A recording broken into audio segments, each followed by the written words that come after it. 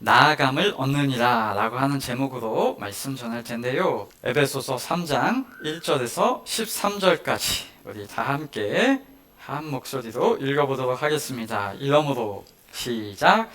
이러므로 그리스도 예수의 일로 너희 이방인을 위하여 갇힌 자된 나 바울이 말하거니와 너희를 위하여 내게 주신 하나님의 그 은혜의 경륜을 너희가 들었을 터이라. 곧 계시로 내게 비밀을 알게 하신 것은 내가 먼저 간단히 기록함과 같으니 그것을 읽으면 내가 그리스도의 비밀을 깨달은 것을 너희가 알 수 있으리라. 이제 그의 거룩한 사도들과 선지자들에게 성령으로 나타내신 것 같이 다른 세대에서는 사람의 아들들에게 알리지 아니하셨으니 이는 이방인들이 복음으로 말미암아 그리스도 예수 안에서 함께 상속자가 되고 함께 지체가 되고 함께 약속에 참여하는 자가 됨이라. 이 복음을 위하여 그의 능력이 역사하시는 대로 내게 주신 하나님의 은혜의 선물을 따라 내가 일꾼이 되었노라. 모든 성도 중에 지극히 작은 자보다 더 작은 나에게 이 은혜를 주신 것은 측량할 수 없는 그리스도의 풍성함을 이방인에게 전하게 하시고 영원부터 만물을 창조하신 하나님 속에 감추었던 비밀의 경륜이 어떠한 것을 드러내게 하려 하심이라. 이는 이제 교회로 말미암아 하늘에 있는 통치자들과 권세들에게 하나님의 각종 지혜를 알게 하려 하심이니 곧 영원부터 우리 주 그리스도 예수 안에서 예정하신 뜻대로 하신 것이라. 네가 그 안에서 그를 믿음으로 말미암아 담대함과 확신을 가지고 하나님께 나아감을 얻느니라. 그러므로 너희에게 구하노니 너희를 위한 나의 여러 환난에 대하여 낙심하지 말라. 이는 너희의 영광이니라. 아멘.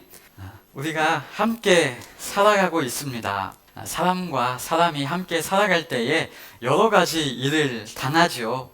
힘든 일, 어려운 일이 있어서 제가 그 얘기를 들으면서 너무나 위로해 주고 싶었던 적이 있었습니다. 그런데 위로를 해주고 싶은데 어떻게 위로해 줄 방법이 없는 거예요. 왜 이 마음이 있는데 이것을 어떻게 할 말도 없고 어떻게 해줄 수 있는 것도 없는 그 마음이 있었습니다. 사람에게 힘이 되어주고 또 위로가 되어주는 것 여러 가지 방법과 길이 있겠지만 어떤 이가 당한 그 아픔과 어려움을 예전에 어떤 사람이 똑같이 당했거나 똑같이 그 시절을 겪어온 사람들이라면 할 얘기가 있고요. 그냥 옆에만 있어줘도 한마디만 해줘도 위로가 되고 힘이 되어주는 경우가 많이 있는 것 같습니다. 그래서 어떨 때에 사람이 위로가 되고 마음에 위안을 받을까 생각을 해보면 실제로 같은 처지를 겪어보면 그 마음이 이해가 되고 공감을 해줄 수 있고 또 함께 나눠줄 말이 있어지고 위로가 실제적으로 힘이 되는 것 같습니다. 그래서 엄마들이 모이면 그렇게 서로 위로가 된다고 하죠. 왜요? 같은 그 해산의 고통을 경험해보고 아이 키워가는 그 어려움들을 너도 알지? 응, 나도 알아. 그 서로의 감정들 희노애락이 있으니까 그것을 함께 나누면서 기쁘고 시간 가는 줄 모르고요. 또 남자들 또 모이면은 뭘로 이야기를 많이 합니까? 특히 군대에서 고생한 이야기 하면 아주 재밌게 또 아주 위로를 서로 할 수 있는 그런 재미있는 이야기를 나누곤 합니다. 모두 같은 처지에 있으면서 그것을 함께 경험했고 고생하면서 그 시절을 겪었다라는 것입니다. 그런 의미에서 우리에게 정말로 깊은 위로가 되시는 분이 한 분 계십니다. 바로 예수 그리스도 우리 예수님이시죠. 예수님은요, 하나님의 본체이시고요, 인간으로 살아가실 이유가 전혀 없으심에도 불구하고 우리를 너무 사랑하셔서 인간의 몸을 입고 오셨고, 인간의 그 삶의 애환과 삶의 여러 가지 과정들을 겪어보셨습니다. 우리 아이들에게 위로가 될 한마디가 있을까요? 예수님도 예수님의 어머니의 잔소리 다 겪어가셨을 것 같아요. 물론 예수님은 그 잔소리를 어머니의 사랑으로 읽어내셨겠지만, 그런 잔소리들, 또 주변 사람들의 뭔가 그렇게 애먼소리 하는 얘기들, 어려운 그 유년 시절, 그 청년의 시기를 예수님은 다 겪고 오셨습니다.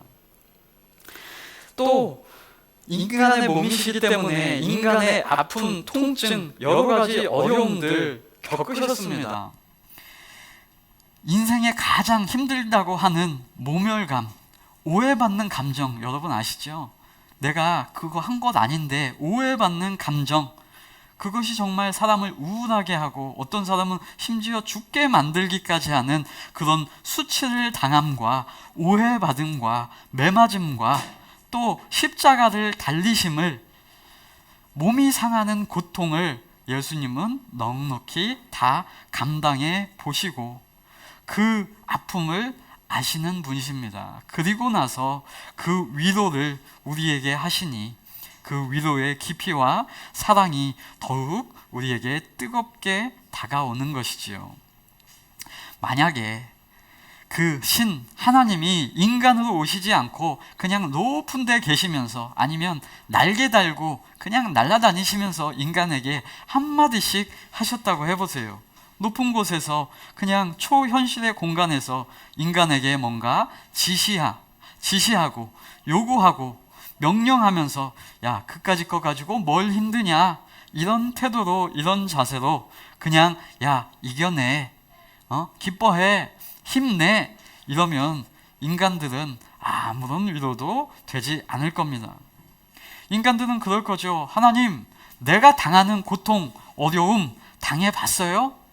안 당해봤으면 말을 하지 마세요. 네, 그런데 우리 하나님께서는 인간의 고통, 어려움, 공고함 다 당해보시고 얘기하시는 겁니다. 네, 아무런 공감도 없이 그저 가벼운 말이 되어버릴 수 있는 것, 그 처지를 겪어보지 않았다면 그렇게 생각할 수 있습니다. 그런데 우리 주님은 우리와 함께 하시사 인간의 연약함도 아시고 인생의 상처, 허물, 고통, 아픔들, 그 인생의 모든 것들 다 아시고 그것을 어루만지시며 위로하시고 회복시키시는 좋으신 우리 하나님이십니다. 그것이 우리에게 참 감격스러운 은혜인 것입니다. 또한 예수님이 주시는 위로도 있지만 우리의 삶 가운데 이 시대를 우리가 함께 살아가고 있잖아요. 함께 이 시대 상황의 일들을 동시대적으로 함께 겪어가고 있고, 또 교회의 지체가 되어 있고, 함께 성도의 삶을 살아가는 것만으로도 함께하는 것이 정말로 서로에게 위로이고 성도 가운데 사랑인 줄도 믿습니다. 오늘 본문을 읽어보시면 이 사도 바울이 어떤 상황에 놓여 있는지 힌트가 나옵니다. 1절에 보시면 지금 바울 사도가 어떠한 상황에 놓여 있는 것 같으세요? 네, 갇힌 몸이래요. 갇혀 있다고 하죠. 갇혀 있다, 이 말이 감옥에 갇혀 있다는 겁니다. 이방인들에게 복음을 전하고 하나님 나라를 선포하다가 사람들에게 몰매 맞기도 하고요, 오해받기도 하고 모함당하기도 하고 심지어 돌 던짐도 당해가지고 고소당해가지고 갇혀 있습니다. 그 여러 가지 갇히게 한, 고소당한 그 내용들이 많이 있을 텐데 그 고발당한 내용 중에 하나가 사도행전 16장 21절에 보면 이런 얘기를 해요. 주보에 16장의 내용을 적어놨는데 한번 읽어드려 볼게요. 여종의 주인들은 자기의 수익의 소망이 끊어진 것을 보고 귀신 들린 자를 고쳐주었거든요. 그러니까 귀신 들린 걸로 수익을 얻고 있었던 점쟁이들 그런 사람들이 이제 자기의 수익이 끊어진 것을 보고 바울과 실라를 붙잡아 장터로 관리들에게 끌어갔다가 상관들 앞에 데리고 가서 말하되, 고발하는 내용입니다. 이 사람들이 유대인들인데 우리 성을 심히 요란하게 하여 로마 사람인 우리가 받지도 못하고 행하지도 못한 풍속을 전한다 라고 고발을 한 거예요. 그러니까 어떻게 해요? 사람들이 일제히 일어나서 고발하니 상관들이 옷을 찢어 벗기고 매로 치라 하며 옷 벗기고 막 침을 당한 거죠. 많이 친 후에 옥에 갇히고 간수에게 명하여 든든히 지켜라 라고 한 겁니다. 이렇게 고발을 당했습니다. 그런데요, 이 내용을 우리가 딱 보면 너무나 놀라운 거예요. 우리 바울 선생님이 달라졌어요. 왜요? 순순히 지금 잡혀가고 있더라 말입니다. 바울 사도는요, 여러분, 이전에 때리는 쪽이었지 잡혀가는 쪽에 있던 사람이 아닙니다. 돌을 던지는 사람이었지 돌을 맞는 쪽이 아니었기 때문입니다. 이전에 바울 사도는 그리스도의 복음을 전하는 자들을 잡아 넘기는 쪽이었지 잡혀서 옥에 갇히는 자가 아니었습니다. 스데반 집사님이 돌 맞아 죽을 때에, 그때의 바울 사도는 돌을 던지는 쪽이었지 돌 맞는 사람을 옹호해 주는 사람이 아니었기 때문입니다. 더군다나 로마 시민권이 있는 자여서 돌 맞지 않아도 되는 자이지 야만인처럼 그저 당하고 맞아야 하는 그런 이유가 없는 자였습니다. 지금 이 지역이 타 지역까지 원정을 가서 기독교를 박해하고 옥에 가두는 일을 했던 바울입니다. 다른 지역까지 가가지고 성도들, 그 지역에 살아가고 있는 유대 사람들이 뭔가 하나님을 섬기고 그리스도 예수를 섬기고 있는 그런 사람들을 잡아가지고 돌 던지는 역할을 했는데, 이제는 그리스도의 복음을 이방인을 위하여 전하다가 옥에 갇히는 사도가 되었다, 그것입니다. 그러면 그 사이에 어떤 일이 있었냐, 그것입니다. 그 사이에는 정말로 놀라운 하나님의 일하심이 있었다, 그것입니다. 그 이야기를 오늘 2절부터 하는 거예요. 2절. 너희를 위하여 내게 주신 하나님의 그 은혜의 경륜을 너희가 들었을 터이라. 아까 돌 던지는 자에서 돌 던짐 받는 자로 변화되는 사이에는 뭐가 있었다고요? 하나님의 은혜의 경륜이 있었다라는 겁니다. 그게 뭐냐면 3절, 곧 계시로 내게 비밀을 알게 하신 것, 그것이고요. 그것을 사도 바울이 내가 먼저 간단히 너희에게 기록함과 같으니, 그 기록한 게 뭐였어요? 먼저 1장, 2장이 있는 거죠. 1장, 2장에 하나님께서 그 경륜을 말씀하신 것을 간단히 기록함과 같은데 4절, 그것을 읽으면 내가 그리스도의 비밀을 깨닫은 것을 너희가 알 수 있으리라 라고 말합니다. 지금 우리는 3장을 하고 있으니까 여러분은 이미 에베소서 1장과 2장 사도 바울이 그리스도의 경륜, 하나님의 경륜을 간단히 이야기한 것을 읽고 들으셨습니다. 그게 뭔가 하면 하나님의 은혜의 경륜이고요. 하나님이 이 사도 바울을 포함한 에베소 성도들, 하나님의 성도들 모든 자들을 어떻게 사랑하시며 어떻게 성령께서 보장하시는지를 읽었고, 허물과 죄로 죽었던 우리를 살리심을 말했고, 예수 그리스도의 십자가를 통해 하나님과 화목해 하심을 이야기했고, 막힌 담을 허심을 들었고, 하나님과 하나 되며 화평케 평안케 하심을 기록했습니다. 그래서 건물이 이어져서 서로 하나님의 성전으로 되어 가듯이 성도도 하나님의 그 전으로 함께 지어져 간다라고 하는 청사진까지 보여주었습니다. 이것이 하나님의 은혜요, 그 사이에 벌어졌던 하나님의 일하심이라는 겁니다. 사도 바울은 돌 던지는 자였어요. 그 돌 던질 때 지금 자기가 이렇게 될지 생각지도 못했고요, 기대하지도 못했고요, 구하지도 못했습니다. 그런데 이러한 일들이 일어나게 되었고 하나님의 사도로 부르심을 입었고 유대인들뿐만 아니라 이방인들을 위하여 복음을 전하고 있는 자가 되었다라는 것입니다. 사도 바울은 어떤 사람이에요? 유대인 중에 유대인입니다. 배울 만큼 또 배운 자고요, 또 상위 계층입니다.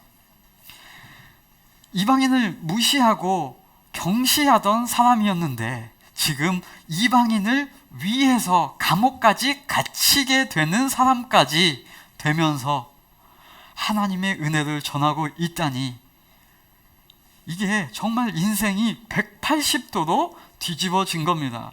그러면 그 180도로 인생이 바뀌어질 만큼 중대한 사건, 큰 하나님의 일하심이 있었던 것이고, 그 놀라운 비밀을 사도 바울에게 알게 하셨고, 그 은혜를 사도 바울은 너무나 놀라워하며 에베소 성도들에게 기록하여 전하고 편지 쓰고 있으며, 그 사랑을 읽는 우리에게까지 기록하여서 그리스도의 비밀을 함께 깨달아가며 읽으며 알게 하고 계신다라는 겁니다.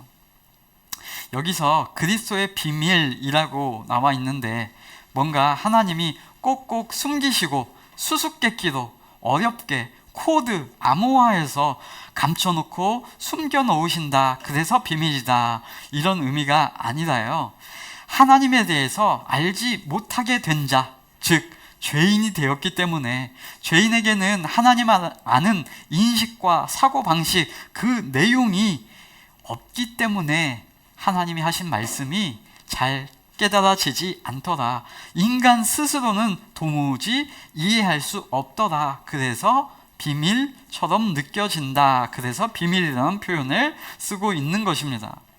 그런데 그 비밀을 저와 여러분은 어떻게 되었어요? 알게 되었고 이해하게 되었고 밝히 드러내 주셔서 깨닫게 하셨대요. 그래서 우리는 사절처럼 읽으면 알게 되리라 라고 되어진 거예요. 어떻게 해요? 읽으면 알 수 있게 된 자들입니다. 성경은 코드가 아니고 뭔가 다빈치 코드, 암호가 아니고 성도에게 읽으라고 주신 책인 줄 믿습니다. 그래서 성도가 잘 펴지 않아서 그렇지, 여러분 그것을 읽고 계속해서 접하면 우리가 알게 될 것입니다. 그러니까 우리는 비밀을 발견한 자로서 잘 읽어가며 하나님의 은혜의 경륜을 풍성히 구현해 가면 되는 것입니다. 그 복음이, 그리스도의 비밀이 마치 이전에는 에베소 성도들을 포함한 이방인들에게는 알려지지 않았던 때가 있었습니다. 유대인들의 특권처럼 여겨졌고요, 할례받지 않았던 자 이방인들에게는 전하지 않고 가둬놓았던 그 때가 있었는데, 이제는 알려지고 계시되고 성령으로 나타나게 해 주셨다라는 겁니다. 그래서 어떻게 되었대요? 6절부터 이는 이방인들이 복음으로 말미암아 그리스도 예수 안에서 함께 상속자가 되고 함께 지체가 되고 함께 약속에 참여하는 자가 됨이다 라는 것입니다. 오늘 함께 나눌 말씀의 제목을 함께 이렇게 지으려다가 이러면 너무 모호할 것 같아서, 너무 중요하고 너무 감사한 말씀이죠. 이방인들, 저와 여러분도 이방인이잖아요. 유대인이 아닌 자니까. 함께 상속자가 되게 하셨고요, 함께 지체가 되게 하셨고요, 함께 약속에 참여하는 자가 되게 하셨대요. 여러분, 그런데 사실 이것은 이미 하나님의 경륜 안에 이미 계획된 하나님의 말씀이었습니다. 창세기 12장에 이렇게 아브라함에게 하나님이 찾아오셔서 약속하신 말씀이 있었어요. 땅의 모든 족속이 너로 말미암아 복을 얻을 것이라 라고요. 누가요? 땅의 모든 족속이 라고 얘기합니다. 하나님은 모두를 구원하시려고 하는 계획을 이미 갖고 계셨는데 선택받은 자들이 자신의 종교로 자신들의 배타성으로 줄여 놓았던 것을 다시 선포하고 선언하는 것입니다. 이미 그 약속은 창세기 때에 선언하고 있었고요. 그걸 갈라디아서에서 이렇게 설명합니다. 갈라디아서 3장 7절부터 읽어드려 볼게요. 그런즉 믿음으로 말미암은 자들은 아브라함의 자손인 줄 알지어다.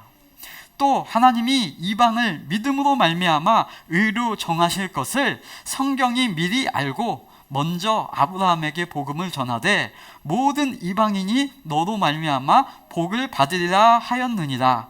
그러므로 믿음으로 말미암은 자는 믿음이 있는 아브라함과 함께 복을 받느니라입니다.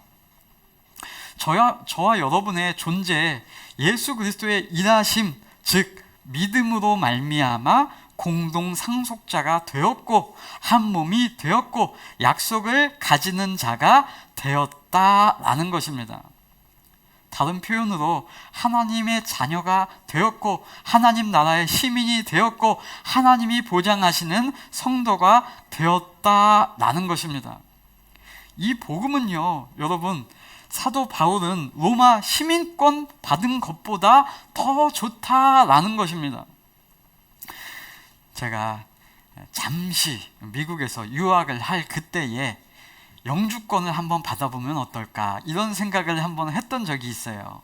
그곳에서 살아가는 것이 미국 시민으로서의 삶이 참 보장된 것이 많이 있었고요. 혜택들이 많이 있어서 이렇게 학생 신분으로 있는 것보다 영주권을 가져 또 더 나아가 시민권도 받을 수 있으면 얼마나 좋을까 이런 생각을 해본 적이 있었습니다. 그런데요, 그게 정말로 받기가 어려워요. 정말 어려워요. 그 대통령에 따라서 그 기조가 확 바뀌고요. 제가 있었을 때는 트럼프 대통령이었는데 아주 좀 자국민을 위한다는 정책을 펴니까 유학생들에게는 조금 불리한 그런 일들도 있었습니다. 그래서 그걸 정말 갖고 싶다 이런 생각이 들 만큼 좋은 그런 시민권, 그런 영주권이었습니다. 사도 바울은요, 로마 시민권이 있는 로마의 그런 권리를 가지고 있는 그런 자예요. 그런데 그거보다 더 좋은 것을 지금 이야기하고 있는 거예요. 뭐요? 하늘나라 시민권, 하나님 나라의 시민권. 그래서 감옥에 갇힐 때 사도 바울은 한마디만 하면 감옥에 안 잡힐 수 있는 권한이 있습니다. 친구요, 나 로마 시민권 있어. 함부로 나를 고발할 수 없고 함부로 나를 그냥 옥에 가둘 수 없어. 정당한 절차에 따라서 나를 가둬오고 소송을 해서 죄가 있을 때 가둬야지 나를 왜 가둬? 라고 한마디만 할 수 있는데 그것보다 더 좋은 권리, 하나님 나라에 있는 권리가 있기에 이 로마 시민권은 아무것도 아닌 것처럼 되는 그 인식이 지금 사도 바울에게 있다 그것입니다. 이 소식이 너무나 풍성하고 그 능력이 얼마나 깊은지 그 복음을 전하는 자도 살아가겠다라고 하는 겁니다. 7절에 이렇게 나오죠. 복음을 위하여 라고 나오는데 나는 이 복음을 섬기는 일꾼이 되었다. 새 번역으로 되어 있는데 우리 개역 개정판에는 복음을 위하여 라고 되어 있는데 그 의미를 우리가 잘 생각해 보면 복음을 위한다 라고 생각하기보다 복음에 의하여 그렇게 되었다 라고 이해하는 것이 훨씬 더 정확한 의미라고 생각합니다.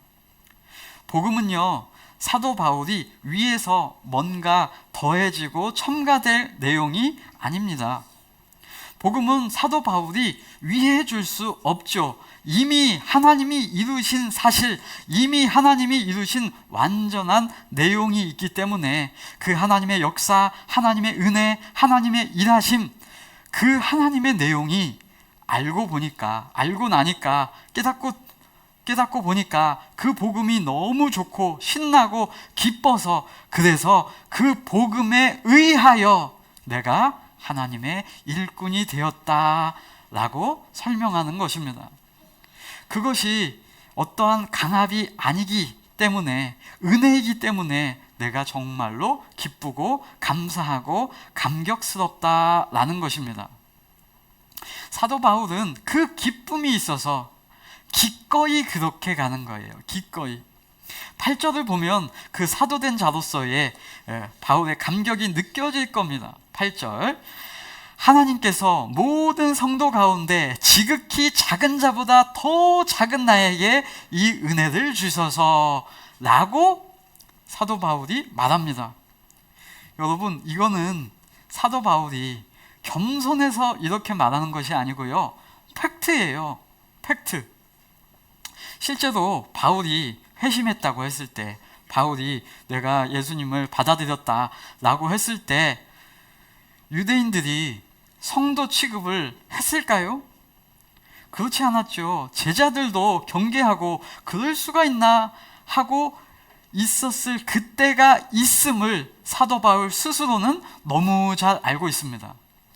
여러분, 스데반 집사님이 돌아가실 때 사도 바울이 그 자리에 있었다니까요.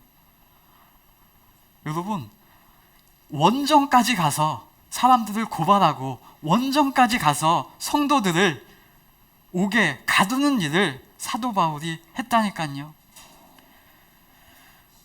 사도 바울은 스스로 그걸 너무 잘 아는 겁니다. 그래서 내가 사도 될 감이 아님을 너무 잘 알고 있는데 오히려 사도 될 감, 그건 생각지도 안 하고 모든 성도 가운데서 지극히 작은 자, 나를 혹시 성도로 받아주면 그것 자체도 너무 고마운 상황, 그런 자보다 더 작은 나라고 스스로를 알고 있는 겁니다. 그런데 그런 내가 하나님의 사도가 되었다고? 복음의 일꾼이 되었다고? 와, 이건 정말로 기쁘고 감격스럽고 행복하고, 와, 이건 정말 놀라운 것이다 라는 겁니다. 이런 고백이 다른 고백으로 고린도전서 15장 8절에 이렇게도 표현해요. 맨 나중에 만삭되지 못하여 난 자 같은 내게도 보이셨느니라. 출산을 앞두고 있는 우리에게는, 저희 가정에게는 이 말이 정말 이렇게 생각했다면 정말로 그 절절함이 느껴져요. 우리 와이프가 엊그저께 배에 힘을 줬더니 배가 너무나 아프다고 해서 어머, 애가 지금 나오면 안 되는데 이런 생각을 했었어요. 지금 그 표현을 하고 있는 거예요. 만삭이 안 됐는데 애가 나온 자 같은 자기라는 거예요.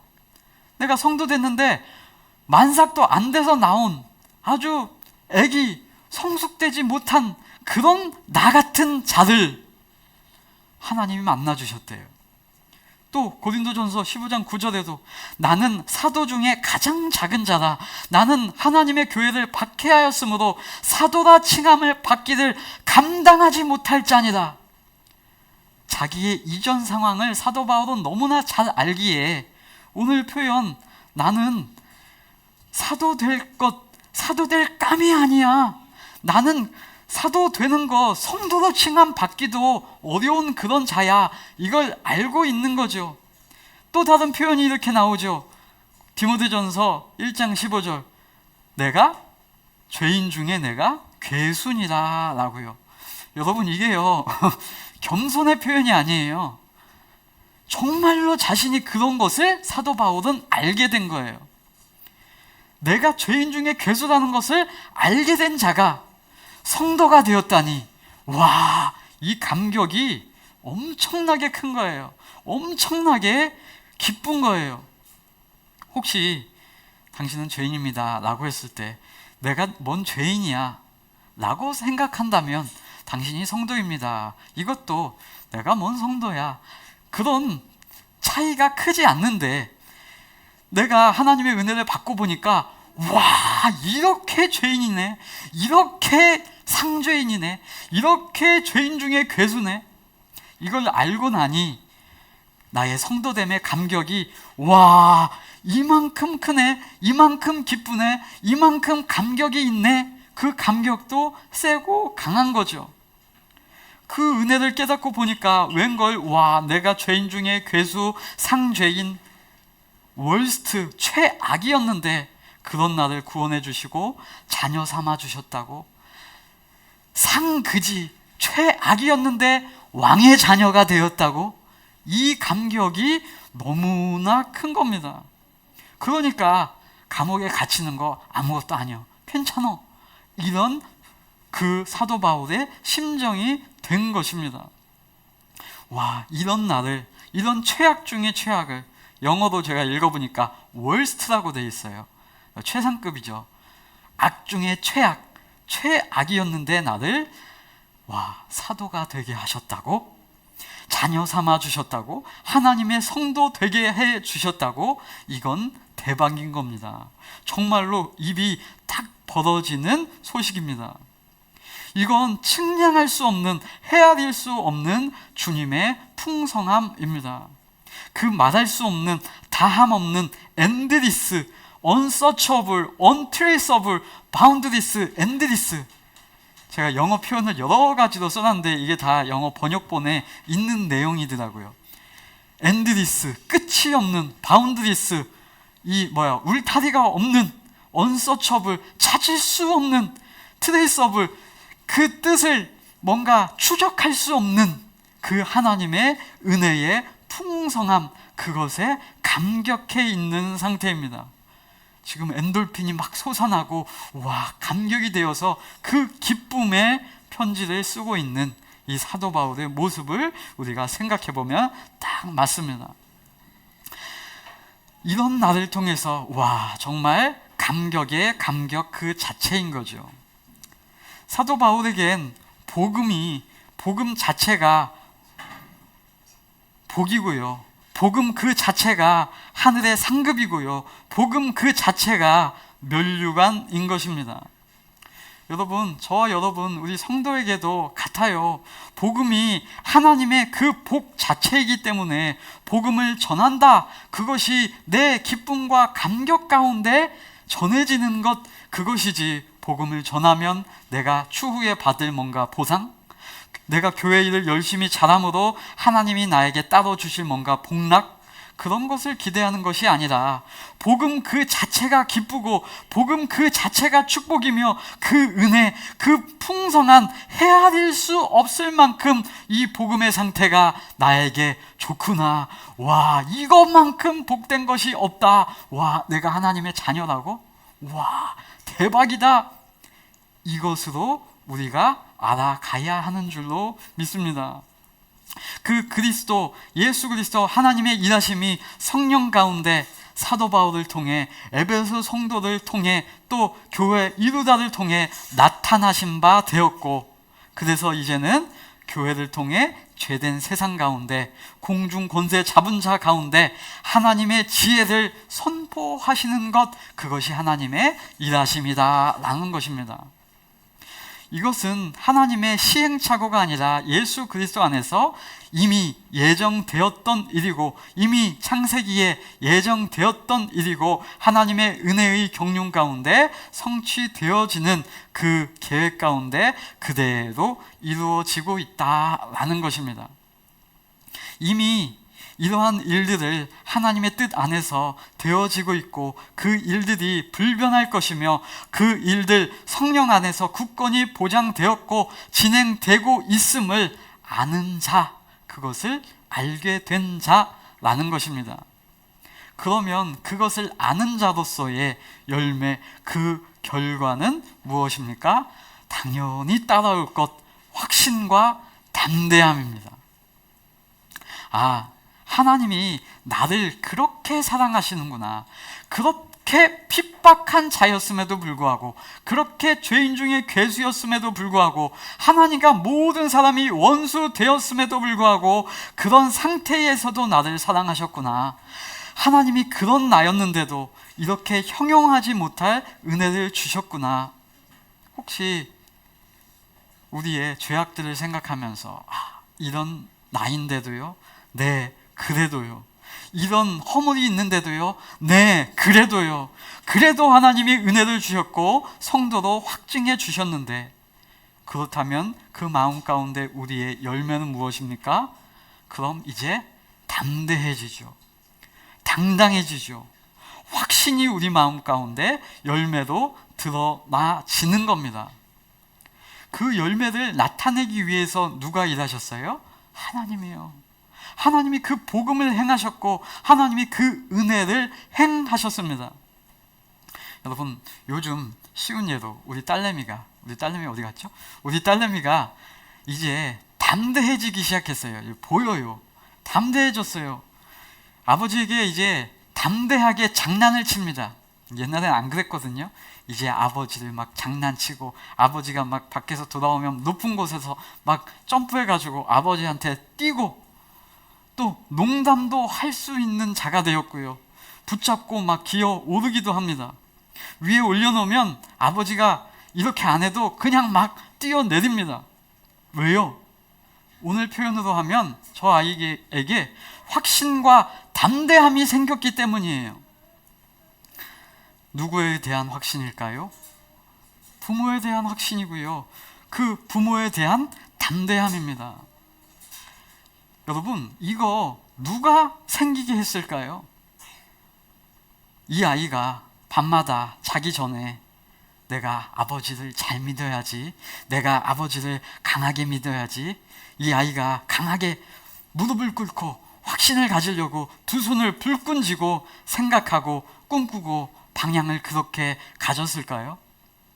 그럴 리가 없습니다. 그럴 리가. 아직 그럴 정신이 없어요.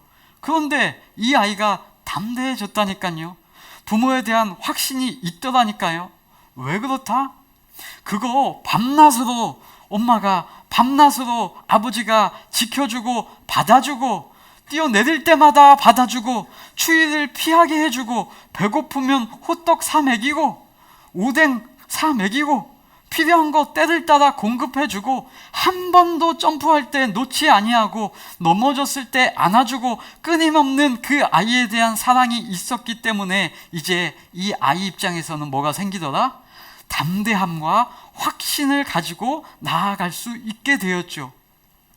여러분, 하나님이 저와 여러분에게 그렇게 확신을 가질 수 있게 그렇게 지키시며 안위하시고 계시다는 사실, 우리는 기억하는 겁니다. 그걸 우리의 표현으로 뭐라고 해요? 나는 하나님을 믿어 라고 하는 거예요. 뭘 믿는 겁니까? 하나님이 복음으로 행하신 것을 믿고, 하나님이 은혜로 행하신 것을 믿고, 하나님이 사도 바울에게 역사하신 그것처럼 우리에게도, 죄인 중에 괴수인 나에게도 그렇게 일하시고 성도 삼으신 것, 그것을 우리는 아는 거죠. 그러면 그 결과 당연히 담대함과 확신이 나타나는 거죠. 그 담대함과 확신이 있는 자들에게 할 수 있는 당연한 이야기, 13절. 그러니까 지금 담대함과 확신이 있는 자들에게 하는 거예요. 13절. 그러므로 너희에게 구하노니 너희를 위한 나의 여러 환난에 대하여 낙심하지 마라. 여러분, 이 말이 무슨 말로 들리세요? 낙심하지 마. 야, 힘든 일 있어? 낙심하지 마. 명령입니까? 낙심하지 마. 낙심하면 성도도 아니야. 뭔가 협박입니까? 그런 게 아니라 담대함과 확신을 충분히 설명해 놓은 그 상태에서 낙심할 필요가 없어. 얘들아, 지금 나의 상태는 얼마나 감격이니. 와, 내가 감옥에 안 갇힐 수단이 있음에도 불구하고 하나님의 복음 전하는 자로서 이렇게 갇혀 있는 거 너희의 영광이야.